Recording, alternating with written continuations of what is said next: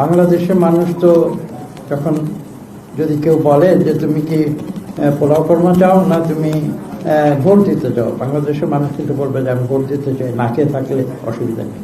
এটাই বাংলাদেশের মানুষের রক্তের ভেতরে আছে। তো কাজেই নির্বাচন নিয়ে তো আপনারা বুঝতেই পারছেন যে বাংলাদেশের মানুষ কোটি কোটি মানুষ, 12 কোটি ভোটার এখন বলা হচ্ছে ইন রাউন্ড ফিগার্স, তারা ভোট দেওয়ার জন্য উন্মুখ।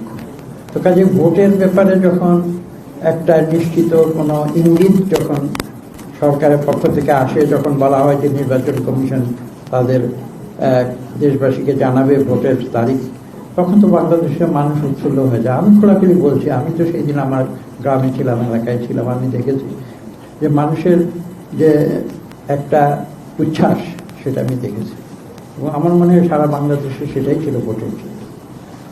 বাংলাদেশের মানুষ ভোট দিতে চায়, একটা উৎসব মুখর। এটা একটা বাংলাদেশের মানুষের জন্য, আমরা যেমন বৈশাখ মাসে 14ই এপ্রিল আমরা যেমন উৎসব করি, নববর্ষের উৎসব করি, বাংলাদেশের মানুষের কাছে কিন্তু ভোটের দিনটি এরকম একটি উৎসবের দিন।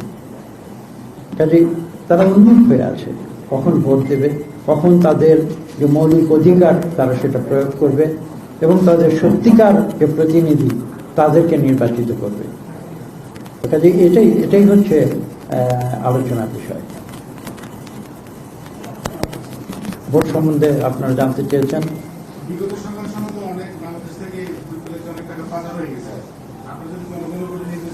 এই সম্বন্ধে ডক্টর ইউনূস নিজেই বলেছেন, আপনারা শুনেছেন। আমার এটা নিয়ে আলোচনা এখানে আমরা করিনি, কাজে এটা অন্য বিষয়। আমরা যেটা আলোচনা করেছি যে ভবিষ্যতে একটা গণতান্ত্রিক পরিবেশ যখন বাংলাদেশে পুরোপুরি ফিরে আসবে, যখন এই দেশে একটি গণতান্ত্রিক সরকার, যখন এখানে জনগণের ভোটে নির্বাচিত হবে, তখন বিলেতের সঙ্গে আমরা ভবিষ্যতে কোন কোন বিষয়ে আমরা উন্নয়ন যে কার্যক্রম সেগুলো আমরা জোরদার করতে পারি সেটা নিয়ে আলোচনা হয়েছে। যেমন আলোচনা হচ্ছে শিক্ষা। আপনারা জানেন, আমরা আলোচনা করেছি যে ঢাকা বিশ্ববিদ্যালয়কে একসময় বলা হতো প্রাচ্যের অক্সফোর্ড। তো সেই ঢাকা বিশ্ববিদ্যালয়ের যে শিক্ষাদান, সেই কর্মসূচি আজকে কোথায় গিয়েছে আপনারা সবাই জানেন, আমি আর ব্যাখ্যা দিতে চাই। তো কাজে আমরা বিশ্বাস করি, আমরা সেই অতীত ঐতিহ্যতে যে ঢাকা বিশ্ববিদ্যালয় তথা বাংলাদেশের বিভিন্ন শিক্ষা প্রতিষ্ঠানগুলোতে যদি আমরা ফিরিয়ে আনতে পারি, এছাড়া তো বাংলাদেশের যতই বলেন শিক্ষা ছাড়া তো কোনো জাতি করতে পারে না। একটা পুরোনো কথা আছে, শিক্ষা জাতির মেরুদণ্ড। কথাটি পুরোনো, কিন্তু কথাটি কিন্তু এখনো সত্যি। আমি একটা কথা আগেও বলেছি যে শিক্ষা ব্যতিরেকে কোনো জাতি মাথা উঁচু করে দাঁড়াতে পারে না। তো আমরা সেই বিষয়ে কিন্তু আলোচনা করেছি, এবং আমাদের বিশ্বাস যে আগামীতে আমাদের দেশের যে তরুণ ছাত্রছাত্রীরা যারা রয়েছে তারাও যেন বিলেতে গিয়ে স্কলারশিপ এবং ফেলোশিপের মাধ্যমে তারা উচ্চশিক্ষা সেখান থেকে গ্রহণ করতে পারে, এবং গ্রহণ করে যেন সেখানে থেকে না যায়, এই কথাটিও আলোচনা এসেছে। তারা যেন দেশে ফিরে এসে দেশকে সেবা দেয়, সেই বিষয়গুলি কিন্তু আমরা গুরুত্ব দিয়ে আলোচনা করেছি। শেষ করে নিই।